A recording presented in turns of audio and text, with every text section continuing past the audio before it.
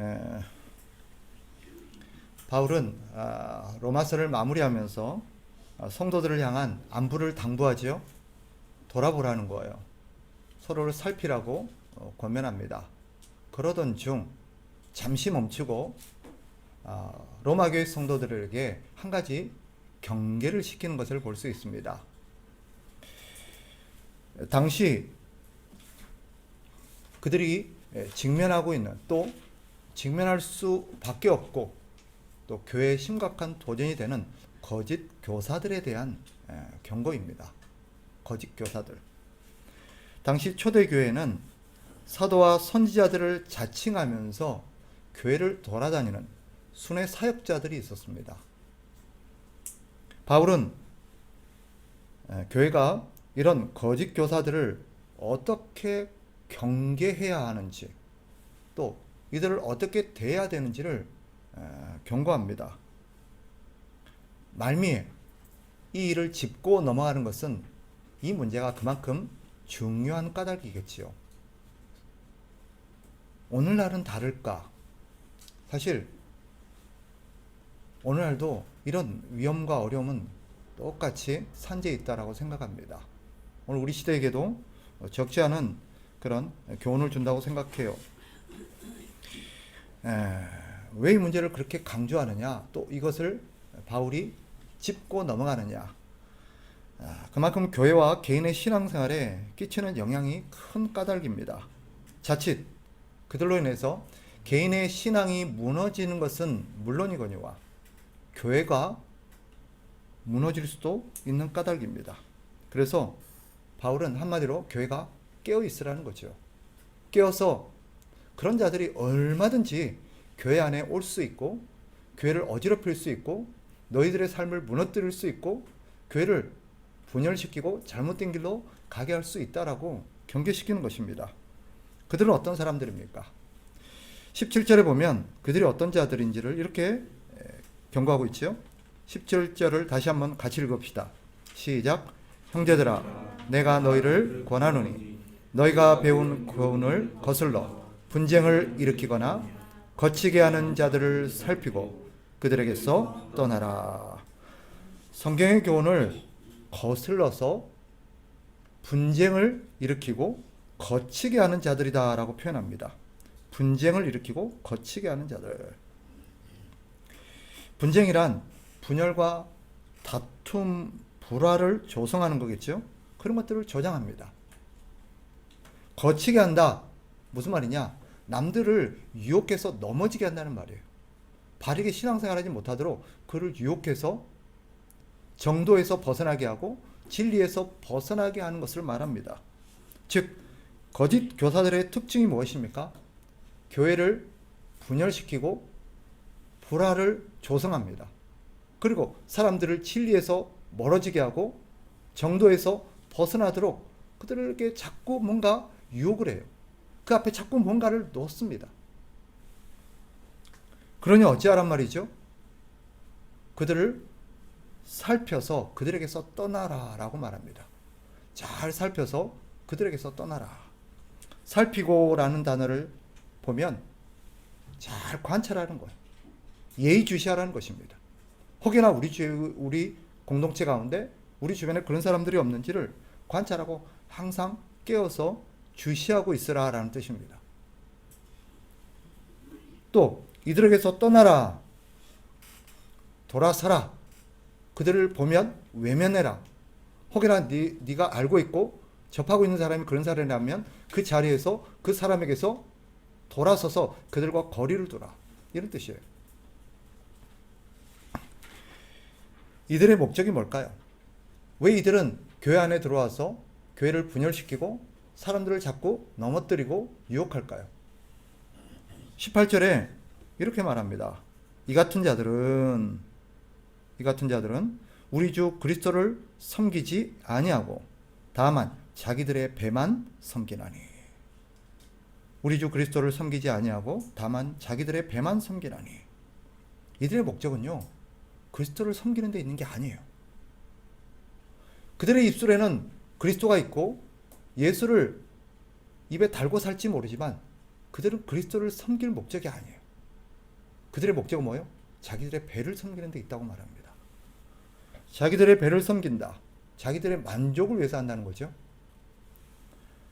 그들이 교회에 들어와서 그들이 뭔가를 얘기하고 뭔가를 주장하고 사람들에게 뭔가를 말하는 것은요, 그들이 자신들의 배를 채우기 위한 수단으로 삼고 있는 것입니다.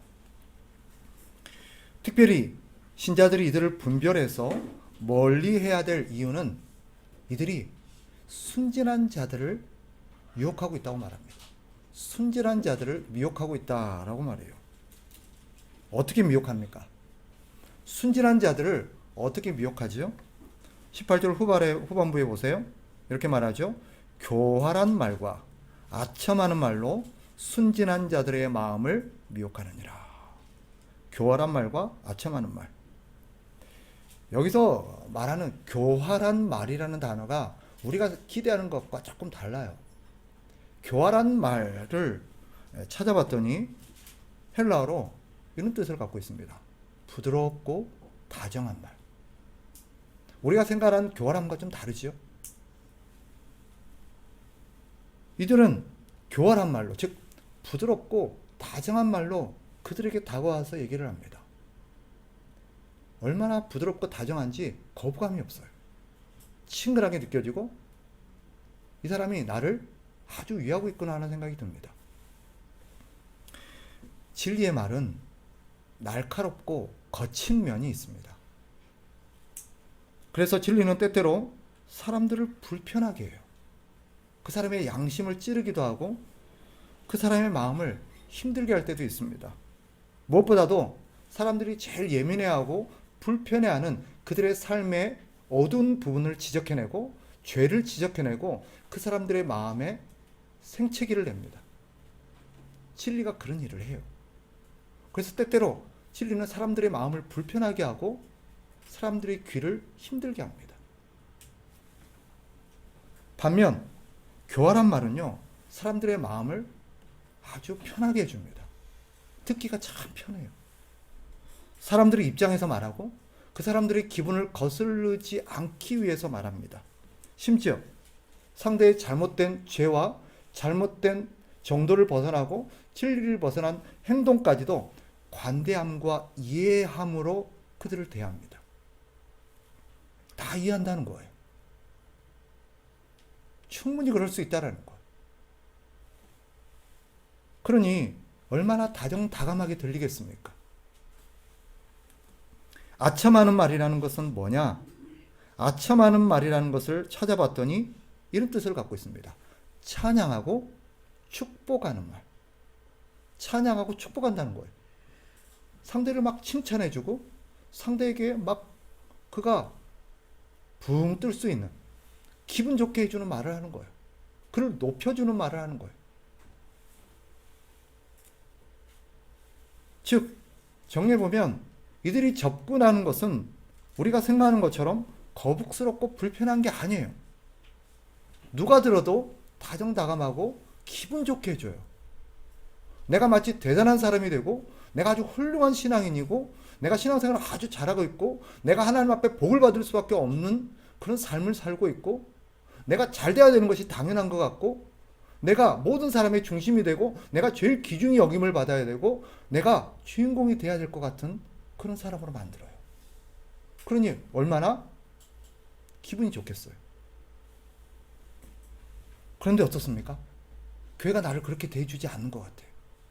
하나님이 나를 그렇게 대해주지 않는 것 같고 뭔가 지금 교회가 나를 잘못 지도해서 내가 받아야 될 복을 못 받게 하고 내가 받아야 될 대접을 못 받게 하고 내가 이 정도의 사람이 아닌데 내가 이 정도의 어떤 사람이 아닌데 왠지 교회가 나를 그만큼의 예우를 못 해주는 것 같은 마음이 들어요. 그런데 이 사람의 말을 듣고 이 사람을 따르게 되고 이 사람에게 내가 함께하면 왠지 내가 그렇게 될 것 같고 내가 복을 받을 것 같고 내가 잘 될 것 같아요. 굉장한 어떤 사람이 될 것 같아요. 그 사람들 하는 말이 뭐겠어요? 당신은 참 잘 될 거다. 내가 보니 하나님 당신에게 복을 줄 수밖에 없는 것 같다. 앞으로 당신은 잘 될 거고 사업도 잘 될 거고 자식도 잘 될 거고 병은 나을 거고 문제는 해결될 거고 그러니 내 얘기를 잘 들어봐. 내가 그걸 알려줄게. 나를 따라. 이 말에는 뭐가 깔려 있어요? 지금 교회 지도자는 아니야. 지금 너를 케어하고 너에게 가르치는 사람은 아니야. 그 사람 따라가지고는 안 돼. 지금 이 방법대로는 안 돼. 내가 제시하는 방법대로 해야 돼. 솔깃하죠. 왠지 우리는 그런데 마음이 끌려요. 나를 알아주고, 나를 적극적으로 도와주고, 내 편이 되어주고, 내가 참 듣고 싶었던 말을 해주고, 왠지 이 사람과 함께하고, 이 공동체와 함께하고, 이 방법대로 하면 될 것 같아.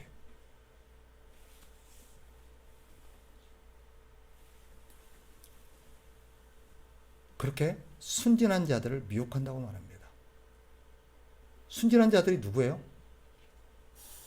여기서 말하는 순진한 자들은요, 정도의 길을 걷고 있는 사람이에요. 진리를 따르고 있는 사람입니다. 하나님의 말씀이 옳다고 믿고 있는 거예요. 그래서 기꺼이 그 말씀에 따라서 어려워도 힘들어도 꿋꿋이 자기 자리를 지키고 있는 사람들이에요. 근데 이 사람들이 이런 순진한 자들을 미혹하는 이유가 뭘까요? 분명히 말하죠. 자기 배를 섬기는 자들이에요. 주님을 섬기기 위한 것도 아니고 그 사람들을 위해서 자기가 희생하고 섬기고자 하는 마음은 1도 없어요. 그죠? 그 사람들을 미혹해서 자기를 따르게 함으로써 자기 만족을 추구하는 사람들이에요. 이 사람들은 사람들이 자기를 따르게 함으로써 힘을 갖기를 원해요. 그리고 사람들에게 뭔가 자기의 발언권과 자기의 세력이 커지고 자기의 권위가 커지고 많은 사람들을 자기가 좌지우지할 수 있기를 바래요. 더 나아가서 하나님의 공동체를 자기 마음대로 주무를 수 있기를 원합니다. 심지어는 자기 말 한마디면 사람들이 그냥 굽신굽신 거리는 거예요. 죽는 신용을 하는 거예요. 결국은 그래서 진리를 배척하고 진리를 따르는 자들을 몰아내고 진리를 추구하는 사람들이 설 자리를 없게 만들어버리는 거예요. 자기만의 공동체를 구축합니다. 그러한 사람들에게 많은 것을 약속하죠. 결국 이들이 추구하는 것은 무엇입니까? 자신의 명예고 자신의 권력이고 자기가 높아지는 거고 자기에게 더 많은 이익이 돌아오게 하는 것입니다. 즉 이들이 약속하는 복음은요, 바울이 말하고 성경이 말하는 복음과는 거리가 있어요. 바울의 표현을 빌리면 이것을 거짓 복음이라고 말합니다. 거짓 복음의 특징이 뭔지 아세요? 복음인 것 같은데 예수를 말하는데 우리가 생각하는 기독교 용어들, 성경적 용어들을 많이 사용하는데 그 안에 사실은 거짓된 진리가 숨겨 있어요. 거짓 복음의 특징 한 가지가 뭐냐? 십자가 없는 구원입니다. 고난이 없는 형통함이에요. 그리고 항상 이들은 미혹하기를 뭐라고 말하냐면 우리는 주님이 아니라 자신을 위해서 살아야 된다고 말합니다. 심지어 말은 그렇게 하지 않지만 주님보다도 자기가 훨씬 더 중요하게 느껴지게 합니다. 심지어는 우리 주님이 십자가에 죽으신 이유마저도 나를 위해서, 나를 성공하게 하고, 나를 행복하게 하고, 나를 만족시키고, 나를 천국 가게 하고, 내가 형통하도록 우리 주님이 죽으셨다라는 거예요. 그러니 내가 잘 되는 것이 주님의 뜻이고, 내가 원하는 소원이 이루어지는 것이 우리 주님의 소원이라는 거예요.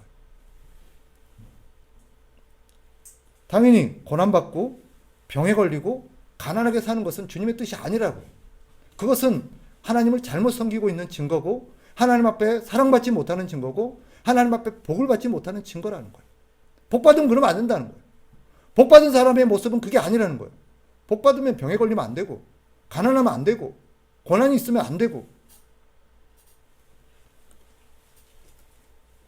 제가 오후에 말씀드리겠습니다만은 그래서 사람들이 바울을 배척한 거예요. 왜요? 바울은요 몸에 병을 짊어졌어요. 평생 가난했어요. 뿐만 아니라 그는 사람들에게 뭐 대단히 인정을 받을 만한 어떤 대단한 그런 것들이 있는 사람이 아니었어요. 항상 가는 곳마다 어떤 대접을 받았어요? 고난을 받고 죽을 위험을 경험하고. 그러니까 사람들이 뭐라 그래요? 저게 어떻게 하나님 앞에 복받은, 하나님이 기름 부음 받은 사도야? 아니라지. 가짜야. 나를 봐. 나는 대단한 집안이고 나는 하는 일마다 잘 되고 내가 구축해 놓은 걸 봐봐. 이만한 걸 갖추고 있잖아. 내가 진짜지. 사실 그럴듯해 보여요. 그죠? 잘 보세요. 똑같은 두 사람이 주를 간증합니다. 신앙을 간증합니다. 한 사람은 병에 걸리고 가난하고 공부도 많이 못했고 외모도 별 볼 일 없어요. 이런 사람이 예수님을 믿으시라고, 하나님은 사랑이시라고, 하나님 우리를 사랑한다고 그렇게 말하는 것 같고, 다른 사람은 부자예요. 큰 사업체를 갖고 있어요. 대단히 유명한 사람이에요. 인물도 굉장히 좋아요. 옷도 잘 입었어요. 이런 사람이 예수를 믿으세요. 예수를 믿으면 하나님의 복이 임해요. 하나님 우리와 함께 하셔서 우리의 삶을 잘 되게 만들어요. 누가 더 영향력이 있을 것 같아요? 당연히 부자죠. 이 사람이 말하는 예수를 믿으라 그러면 왠지 예수 믿으면 저 사람처럼 될 것 같고 가난할 것 같고 별로 뭐 좋아 보이지 않아요. 저 사람이 전하는 예수는 별로일 것 같아요. 이게 우리의 마음이에요. 뭐가 더 설득력 있어요? 오늘 말씀은 분명히 말합니다. 단언하는데 성경이 우리에게 분명히 말하는데 떠나라라고 말해요. 그런 자들에게서 떠나라. 돌아서라. 멀리해라. 분명히 말해요. 또 바울은 이렇게 말합니다. 19절로 가봅시다. 같이 한번 읽어볼까요? 19절 시작. 너희의 순종함이 모든 사람에게 들리는지라. 그러므로 내가 너희로 말미암아 기뻐하노니 너희가 선한데 지혜롭고 악한데 미련하기를 원하노라. 우리가 잘 아는 말이죠. 많이 들어봤어요. 너희가 선한데 지혜롭고 악한데 밀어내라. 근데 이거 무슨 의미인지 생각해 보셨어요? 선한데 지혜로워라? 악한데 밀어내라? 대략 무슨 뜻인지 알 것 같기는 한데 그 의미가 우리가 생각하는 것처럼 선명하게 드러나지 않는 말이기도 해요. 이게 무슨 말인가 하면 선한데 지혜로워라. 선한 게 뭐죠? 선한 일이 뭘까요? 선한 일은요, 하나님이 명하신 일이에요. 하나님이 명령하신 일이에요. 예를 들면 예배, 기도, 전도, 봉사, 구제 이런 것들이에요. 성경에서 하나님이 분명히 명하신 일이죠. 이런 게 뭐예요? 선한 일이에요. 그런데 이 선한 일을 할 때 지혜로우래요. 선한 일에 열심이 아니라 지혜롭게 하라요. 무슨 말일까요? 선한 일이라 할지라도 지혜가 필요하다는 거예요. 지혜롭게 해야 된다는 거예요. 무슨 말일까요? 여기서 지혜롭게 하라는 말은 조심해서 하라는 뜻입니다. 왜? 선한 일이라 할지라도 명백하게 하나님 일이고 명백하게 하나님이 기뻐하시는 일이고 하나님이 명령하신 일이라 할지라도 자칫 그 일을 통해서 우리가 드러날 수 있기 때문에 우리의 영광이 나타나고 우리의 수고가 나타나고 우리의 대단함이 나타나고 우리의 희생이 나타나면서 사람들이 우리를 주목하게 만드는 결과가 생길 수 있기 때문이에요. 선한 일에도 악이 깃들 수가 있어요. 사실은요, 가장 냄새나고 역겨운 게 뭔지 아세요? 선한 일에 악이 깃드는 거예요. 악한 일에 악이 더해지는 것은 사실 예를 들면 뭔지 아세요? 이런 거예요. 좀 표현이 그렇습니다만은 아주 흉악한 범죄자가 흉악한 일을 저지르면 어때요? 역겹진 않아요. 그냥 흉악한 거지. 그런데 가장 사람들 보기에 존경받을 만하고 또 선하다고 느껴지는 성직자들이 악을 범했을 때 어때요? 역겨워요. 역겨워요. 그래서 선한 일에 악이 깃들면요, 가장 역겹고 냄새가 나고 파급력이 커요. 선한 일을 할 때 지혜로워야 되느니 까닭이에요. 그래서 어떤 사람들은 선한 일을 무지한 열심으로만 해요. 그리고는 그 열심 끝에 뭐예요? 자기가 얼마나 수고했는지를 얘기해요. 얼마나 이것을 위해서 자기가 희생했는지 얘기해요. 남는 건 뭐예요? 하나님의 영광이 아니라 자기 영광만 나타나요. 어떤 사람이 열심히 40일 동안 금식 기도하고 그 결과로 자기만 드러내요.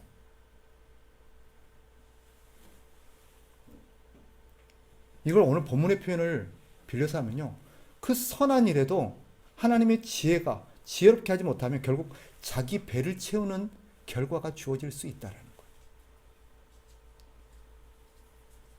제가 목회를 하면서 사역을 하면서 제일 걱정이 되고 두려운 게 이거예요.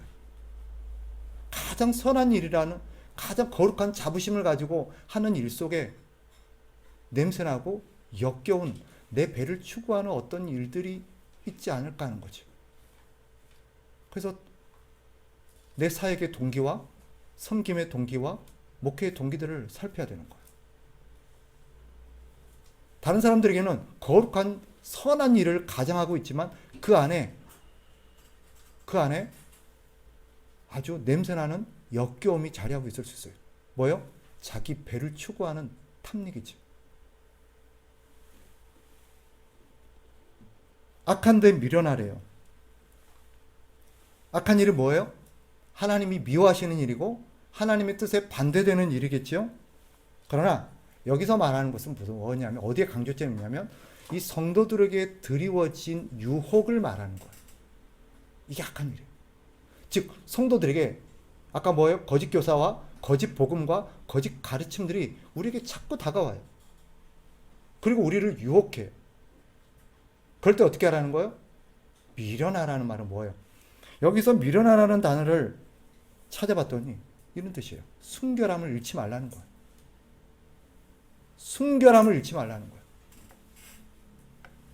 즉 어떤 유혹이 있어도 성도로서의 거룩한 양심과 순결을 지켜내라는 뜻입니다.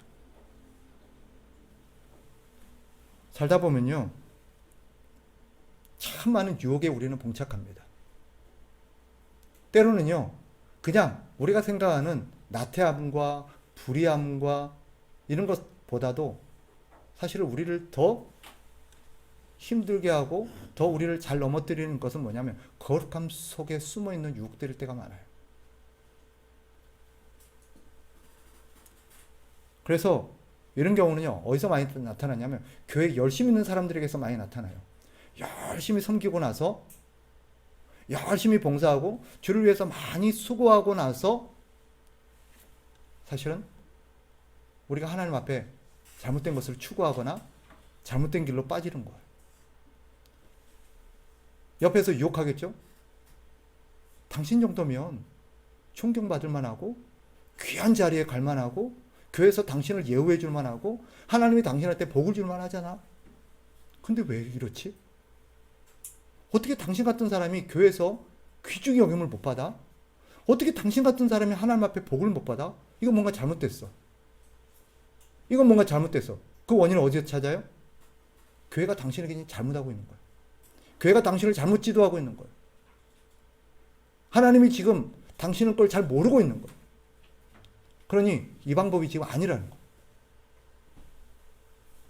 어떨까요? 왜냐하면 우리 다 경험해 봤잖아요.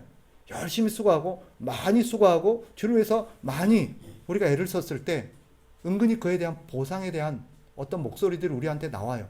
그런데 주변에서 그런 우리의 목소리에 힘을 실어줘요. 맞아. 교회에서 중직자를 뽑는 어떤 투표를 했는데 은연중에 나 정도면 후보로 올라서 선출되지 않을까라고 기대를 했는데 누락돼요. 안 뽑아줘요. 그럼 뭐 어떻게 돼요? 이게 뭐지? 그 순간 뭔가 지금 교회가 잘못하고 있어요. 하나님이 지금 잘못된 결정을 한 것 같아요. 근데 거기다 힘을 실어주는 목소리들을 해요. 뭔가 문제가 있어. 어떻게 정신을 안 세워? 그럼 뭐가 돼요? 그 사람들을 중심으로 다시 교회의 어떤 균열을 만들어내고 체제를 무너뜨리고 다시금 자기가 대우받고 존경받고 자기가 잘 되는 어떤 조직을 만들어서 그것이 교회 안에 힘을 얻게 돼요. 득세하게 돼요. 교회가 완화되는 거죠.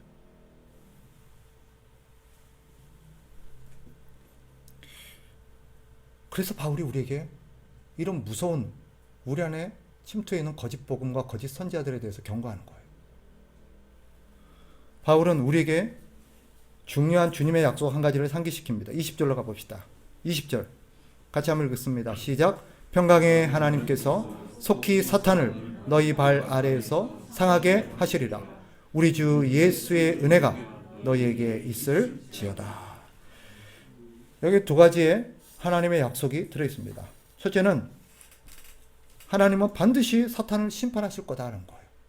사탄을 심판한다는 말은 사탄뿐만 아니라 사탄의 유혹에 넘어가서 사탄에게 속한 자들까지 심판을 받는다는 뜻입니다. 그러니 우리가 경성할 만하죠. 경계할 만하죠. 하나님이 반드시 그렇게 하실 겁니다. 반드시. 또 한 가지, 그날까지 하나님의 은혜가 우리에게 필요하다는 거예요. 하나님의 은혜가 필요하다는 거예요. 주님이 우리를 붙드시고 은혜를 베풀지 않으시면 우리는 이런 유혹에 넘어질 수밖에 없는 존재라는 뜻입니다. 하나님의 은혜가 없으면, 하나님이 너를 붙들지 않으시면, 하나님께서 강한 손과 팔로 우리를 붙잡지 않으시면 우리 여지없이 넘어진다는 거예요. 솔직히 여기 안 넘어진 사람이 누가 있을까요? 나는 단 한 번도 지금까지 그런 유혹에 넘어진 적이 없어. 그렇게 생각하는 분이 없겠지만 혹 있다면 오해하고 계신 거예요. 자기가 넘어진지도 모르는 거예요. 자기가 지금 잘못된 길로 가고 있다는 것조차도 느끼지를 못하는 거예요. 그러니 바울이 뭐 하는 거예요? 주님의 은혜를 간구하고 로마 교회 성도들에게 하나님의 은혜가 임하도록 기도하고 있는 거예요. 우리가 해야 될 게 명확하게 한 가지 드러납니다. 뭐 해야 돼요? 기도해야 돼요. 하나님의 은혜를 간구해야 돼요. 말씀을 정리하겠습니다. 오늘날 교회에도 성경의 진리를 거스르고 자기 배를 섬기는 자들이 있습니다. 누굴까요? 바로 우리예요. 다른 누군가를 떠올리지 마세요. 우리가 그럴 수 있어요. 그리고 우리가 그러고 있는지도 몰라요. 바울의 의도는 뭐예요? 우리 안에 자기 배를 추구하고 자기 만족을 추구하고 자기 중심적인 복음을 추구하는 우리의 욕심의 배를 지금 각성시키는 거예요. 우리가 지금 그러고 있지 않냐는 거예요.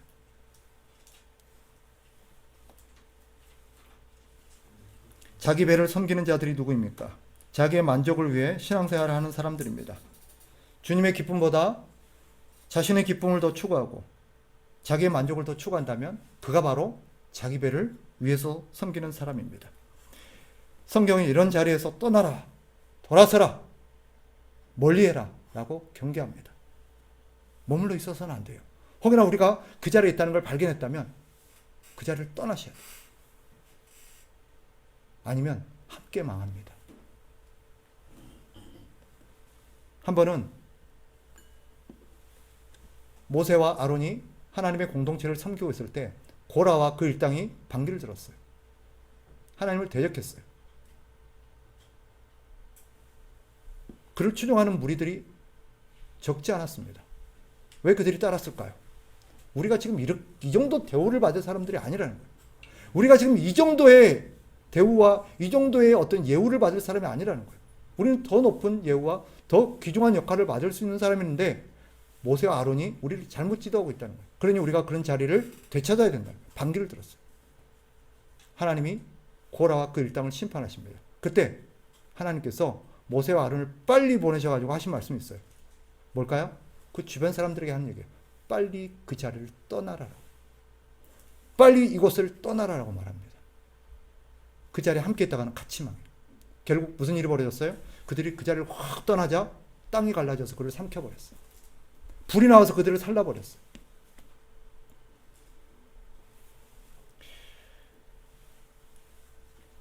선한 일에도 유혹이 깃들 수 있습니다. 예배, 전도, 기도, 봉사, 구제 다 주님이 명하신 선한 일들이지만 지혜롭게 해야 돼요. 자칫 우리가 드러나지 않도록 우리의 공로와 우리의 명예와 우리의 수고와 우리의 헌신이 드러나서 하나님이 받으셔야 될 영광을 우리가 차지하고 그 결과로 우리의 만족을 채우는 그런 일이 되지 않도록 주의하셔야 합니다. 유혹이 찾아올 때 우리는 순결해야 합니다. 다니엘이 뜻을 정해서 왕의 진미를 거절했던 것처럼 우리 역시 뜻을 정해서 어떤 경우에도 나를 드러내지 않는다. 어떤 경우에도 오직 주께 영광, 오직 하나님께 영광. 혹여나 그걸 통해서 하나님의 영광이 아니라 내가 드러날 것 같으면 차라리 안 하는 게 낫습니다. 선한 일을 할지라도. 자칫 선한 일을 해놓고 망할 수도 있어요. 차라리 하지 않는 것이 더 나았습니다. 그러니 이런 일에 우리가 우리 자신을 굳게 서서 넘어지지 않으려면 하나님의 은혜를 필요해요. 은혜를 붙들어야 돼요. 그래서 우리가 어떤 기도보다도 많이 해야 될 기도가 하나님 은혜로 나를 붙들어 주십시오. 넘어지지 않도록. 우리 공동체를 위해서 기도해야 돼요. 하나님 우리 공동체를 붙들어 주세요. 저 김 목사를 붙들어 주세요. 넘어지지 않도록. 나를 붙들어 주세요. 그러지 않으면 우리 안에 독버섯처럼 그런 것들이 자라나서 우리를 무너뜨리고 교회를 무너뜨릴 것입니다. 주의 은혜가 저와 여러분을 붙드시기를 축복합니다.